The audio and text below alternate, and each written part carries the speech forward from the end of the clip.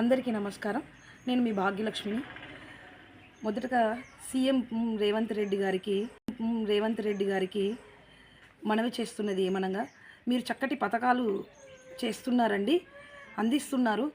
కానీ ఆ పథకాలనేవి ప్రతి ఒక్కరికి అందేలా చూడాలని మేము కోరుకుంటున్నాము. ఎస్పెషల్లీ లేనోళ్ళకి మీ పథకాలు లేనోళ్ళ దాకా రావట్లేదు సార్. దయచేసి అందరికీ అందాలి. ఎస్పెషల్లీ అందులో లేనోళ్ళకి అందాలని మేము కోరుతున్నాము. కొన్ని ఊర్లలో ప్రజా కార్యక్రమాలు జరిగాయి కదండి. ప్రజాపాలన కార్యక్రమాలలో గొడవలయ్యాయండి.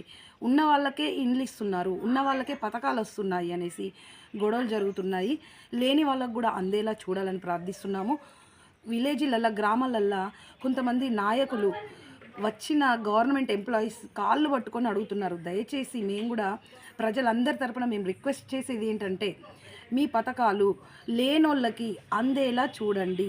రేవంత్ రెడ్డి గారు దయచేసి మీ పథకాలు లేనోళ్ళకి అందేలాగా, ఇందిరమ్మ ఇల్లు, రేషన్ కార్డు, ఆత్మీయ భరోసా, ఇలా ఇంకే ఆ పథకాలు ఉన్నా కూడా లేనోళ్ళకి అందాలని మేము మనస్ఫూర్తిగా అందరి తరపున కోరుకుంటున్నామండి.